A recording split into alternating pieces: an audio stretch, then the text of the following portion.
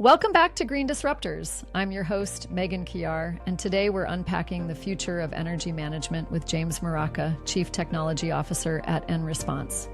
From Australia to the US and back again, James has helped scale a platform that quietly powers over 30,000 sites across the US. But not in the way you might think. Enersponse operates what's called a virtual power plant, helping commercial businesses reduce energy demand in real time to avoid blackouts and keep the grid running smoothly. If you've ever wondered how the future of energy can be smart, efficient, and actually profitable for end users, this episode is for you.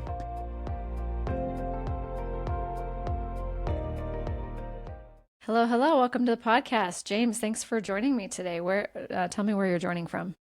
At the moment, Australia. Really? I didn't know that. Yeah, I lived in California for 6 years and a year in Texas, but moved back to Australia to be with family and a couple of my young kids who are American citizens, so headed back. Wow, that's exciting. Okay, so more formally, tell us who you are and tell us about Enersponse. So I'm James Muraca, CTO with Enersponse, Chief Technology Officer. I run our engineering, product, data, analytics, design teams within the company, which is Enersponse. We started life as a demand response aggregator. Go all the way to demand. What is demand response? I guess. Let's go there. Demand response is when people are moving into an area, they're building houses, starting businesses, and all those places need electricity. And the utility has an option to build more power plants and supply those locations or find ways to save money, and we're on the save money side. So we go out to locations and try to contract different verticals, supermarkets and water and other places we'll try and get into. And we ask them to find ways to save energy, and we work with them to automate that save energy process. So when the utility and the grid is stressed, prices are high, we're going to go into a blackout or emergency situation, we contact those customers to try and reduce their energy. So my role in all that is running the platform and the automation and connecting with customers and connecting with utilities and all the data that we take in. And try and automate that process and make it hopefully seamless for our customers and utilities. So for people who don't know, or unfamiliar with this concept of a virtual power plant, is this all happening in the cloud? Or I would imagine it's like I just picture the plugs being put together. Where are the connecting plugs in this whole process? So a virtual power plant is definitely an industry buzzword at the moment, and has been for a little while. What makes it virtual? These are still real things. Yeah. Everyone would know a firm power plant, a gas station, a coal power plant, a solar panels or wind farm. The virtual aspect is sort of everything else besides those, and the sort of the orchestration of those things. Okay. So we go out to. We're not connecting the wires, but we are going out using software in the cloud to connect to a local hardware store or your local water pumping station.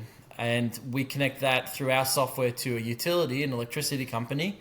And when the electricity company needs energy saved, we pass that through to the controls at those retail or commercial locations. So would this be along the same lines as if I don't use all the solar that my panels brought in a day, it sends the excess to the power to the utility company? Yeah, very similar. So you mentioned like a Tesla Powerwall, for example. That's buying and selling electricity through Tesla's platform on a regular basis, and we're definitely doing something similar for controlling either batteries in that case or different loads. So when prices are high, we're asking customers to turn things off so that they don't have price exposure on one side. If they have wholesale market exposure, we lower that for them or avoid that for them.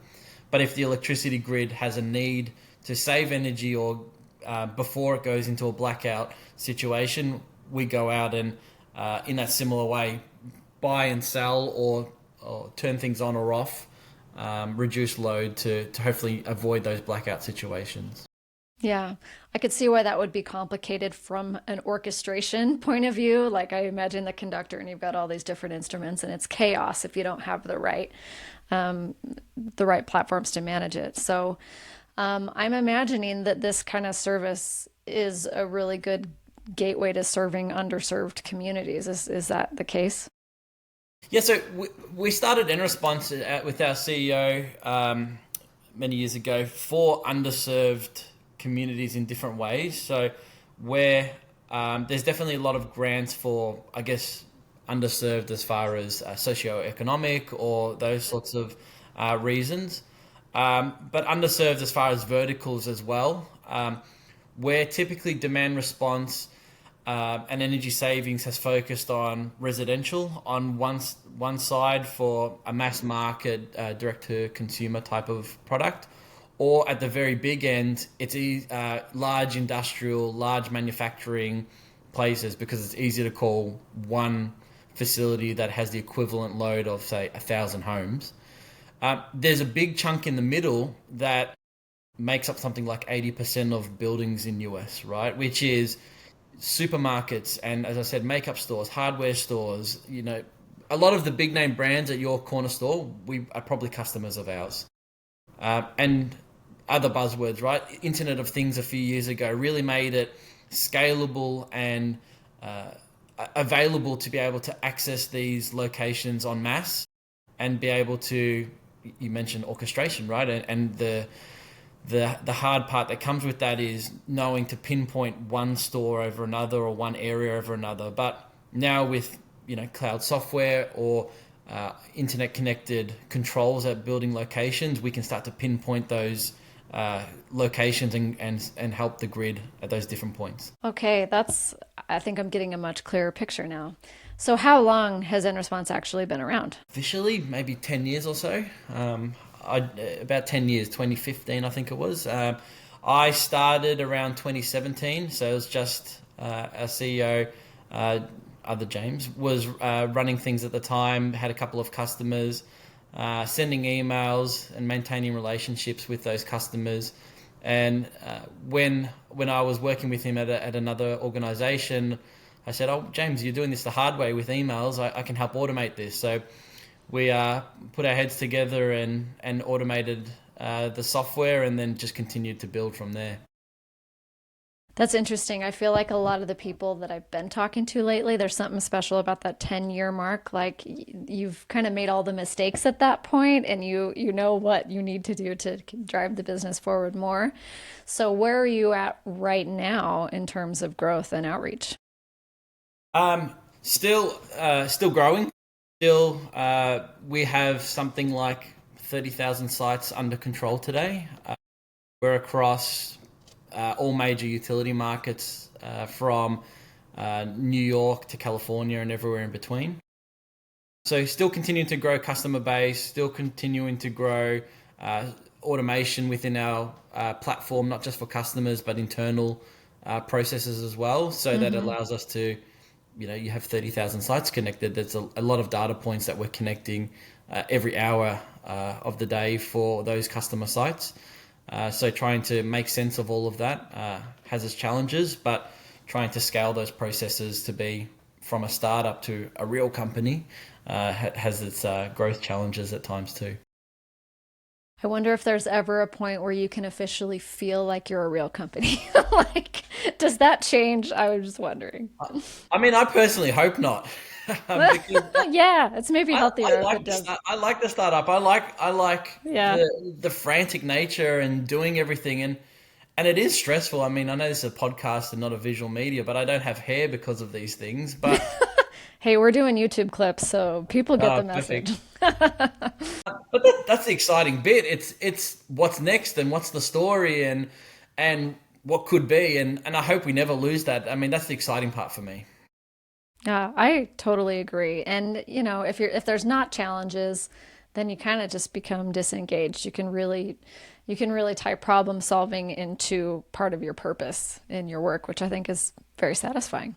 And I mean, I started my career and as the person who tried to not be fired all the time with new ideas, and now, as an executive, as a manager, there's a need for process, right? And as I go through scaling companies and processes with people, and you're in a regulated industry, I see the need for process, but Absolutely. you still want to encourage that spark. Everyone has a good idea in the organization. Everyone sees the problems, especially in a remote environment. Everyone sees things that I don't or can't see, and trying to foster that and give people the ability to execute on their own ideas and intuition is also equally important. Yeah, and that's a tricky balance, I'm sure, but I think it's a good analogy between that orchestration again. Like, people need autonomy and need to use their human creativity, but within a system that's flowing and working. So that's a challenge. Yeah, and I mean, from an executive team, it's our role to put those guardrails in on we're going to go after these markets, set these customer verticals are in or out, and set those guardrails. But then trusting on again the processes and the people that we have to tell us the best way to get into those and give guidance or recommendations along the way. But hopefully, give a little bit of freedom to be creative as well. Yeah, I love that. This next question, I was thinking, is there something that maybe you did wrong before in the way that you were talking to potential customers that you've perhaps figured out since and changed your messaging or the way you approach, a prospective client? So I see James McPhail will probably never listen to this, but why I liked working with James originally is he's a very customer driven person. It's easy to try and increase margin or something, or try and call out a customer that they underperformed for an energy event, whatever it is, but that doesn't create long-term value. So we have incredibly low churn rate for our customers. The customers that I mentioned that we started with 10 years ago are still customers today. That's amazing. Yeah. And I'm really proud of that when you think of that long term. And there's been challenges with those customers, but how you do right by the customer and your stakeholders and utilities, and we're all trying to build something cool, build something that helps the environment, helps the grid, or everyone has their reasons. And if you try and meet in the middle somewhere, and just have a frank conversation with people about the trade-offs, most people are pretty amenable to helping each other out. Yeah. Well, I think a lot of the times we would assume that people are demanding perfection, but really what they want is good communication and a company that takes ownership and one that there's mutual trust. So, and obviously both sides can be continually improving their processes, but like that trust and communication is kind of the foundation. And it's hard, right? Obviously, we make mistakes along the way, or communication can slip because we're busy or whatever it is. But as long as you have good relationships, or that you're open and give a reason why, people, myself, I just want communication, and we can work it out. Everything we build is solvable. It's just how can we give visibility for our stakeholders, because they need to give that to their stakeholders. As long as you're conscious about that, you get through things. Yeah, I think that's great advice. So are there other businesses doing this that you feel like are competitors, or like do you have a unique angle on the market? Absolutely, there's competitors. We weren't the first company to do this. There's very large competitors, multinational companies, tens of billions of dollars. Electricity companies do this thing. Where our niche has been, and why we started, is going after that middle group of customer base. So places that a supermarket may not have the same controllable load. They may be able to dispatch, talking in kilowatts, 40 kilowatts for a demand response event, and it would make up, 100 of those locations would be the equivalent of one manufacturing facility. So for scale, it has never really made sense to go after this middle tier. But as technology has improved over time for controls or data visibility, it's allowed this niche that we've carved out to go to market. So there's definitely competitors. We can be competitive for customers, but then we're all in the same regulatory groups and Right. think tanks, and it's a very, like everything, there's your little niches of jobs and advisory boards and so on. So we all know each other, and behind the scenes, it's pretty friendly. Yeah, that's nice. So, is there like an ideal, like, how are you going after these people? And maybe what are some of the objections that they have or the pain points, I guess? So we partner with utilities, and we go to the different conferences that exist for electricity conferences, load management conferences, water district, retail conferences, and it is getting face to face with those customers that they're looking for services. And where demand response in our business fits in is a store may have energy goals, energy savings goals, and one program that they may use is change out your light bulbs to LED bulbs, which everyone would be familiar with. Demand response is just another tool for them to save energy. So trying to meet those customers at those conferences for different verticals, it could be you obviously build a relationship over time. It's not we win a deal at every first conference we go to. Sure, It's yeah. multiple years and chatting and getting in their faces and having dinners and so on. Catching up. So, is that currently the only way that you're connecting with people is kind of in person at events, or do you have any cold outreach systems? We do have cold outreach for different verticals, manufacturing, small mid-market type of locations across the country as we expand. We do have an internal sales team who's doing cold outreach, either emails or phoning, and then either going to those locations and pitching in person, or being a remote organization, tools like DocuSign and so on, Yeah, trying yeah, to facilitate that too. So nothing gets away from that in person for those yeah, larger customers and multi-year deals as well. yeah. So, what would you say is the biggest challenge at this point in growth? Forever sales and customers. But that's chipping away, and we have a really good sales leadership team at the moment. A very knowledgeable team. We're getting into, as we're recording this, summer for US which is our busiest time. So at the moment, that sales team is doing incredibly well. We regulatory wise, market wise, there's definitely improvements to regulation for acceptance for demand response, different programs to facilitate different customer types. So where some customers can respond in real-time markets, so 5-minute dispatches. Other customers, there's other programs that have 6-hour dispatches. So the type of customer that can respond to 6 hours may not be the same, and typically isn't the same that can respond in 5 minutes.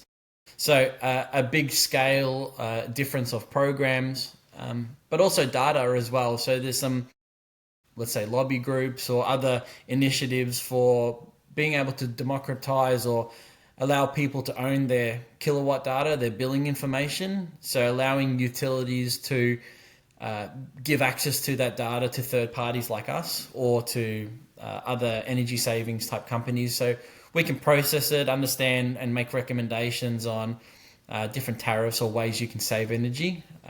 It would also be a benefit for customers too. Yeah.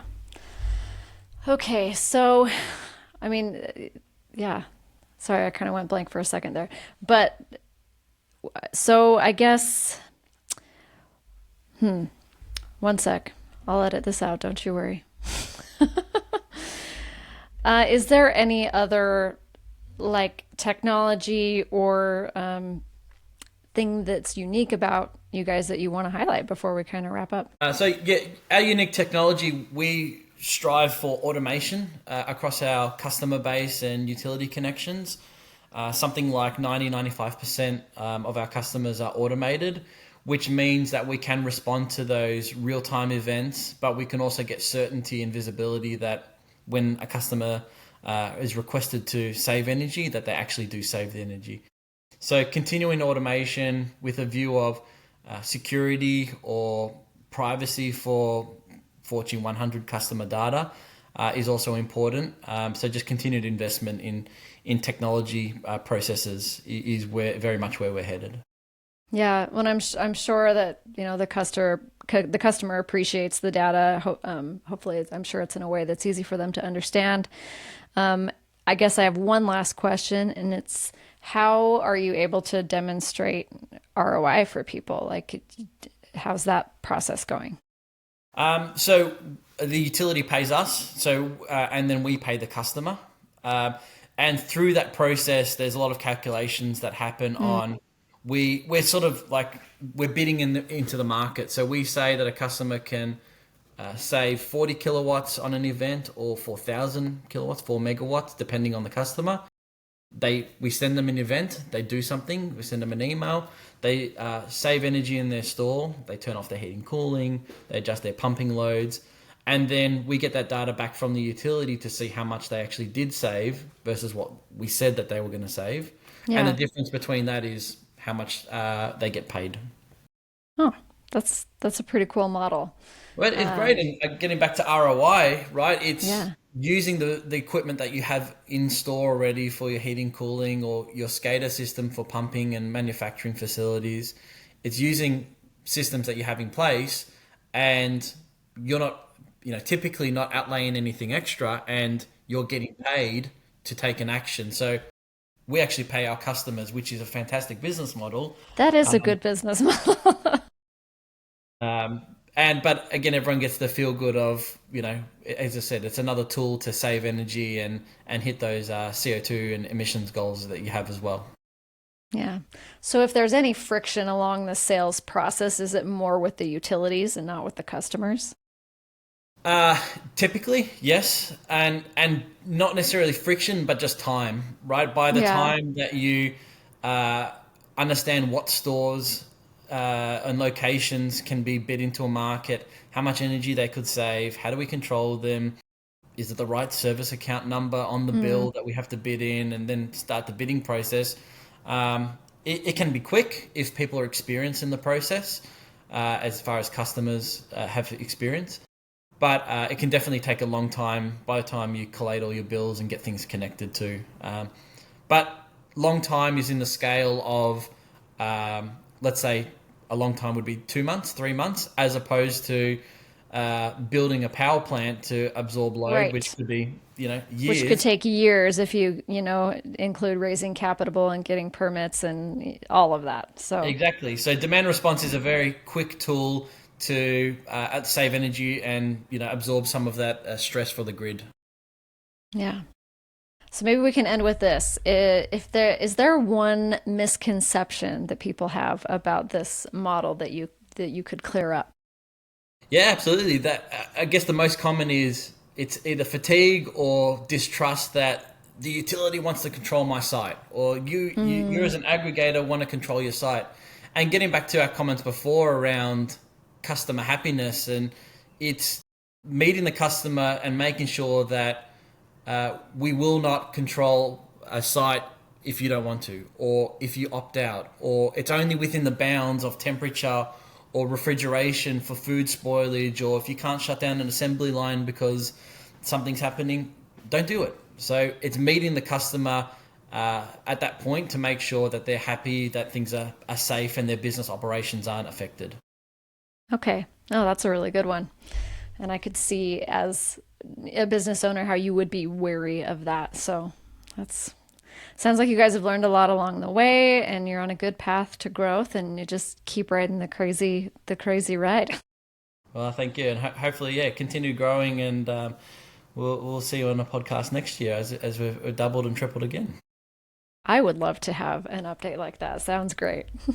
Thank you.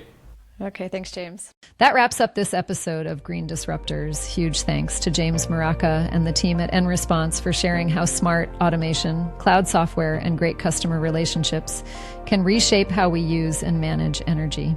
If you're curious about demand response, virtual power plants, or the intersection of tech and sustainability, be sure to share this episode with a friend. And don't forget to subscribe for more conversations with the innovators building a cleaner future.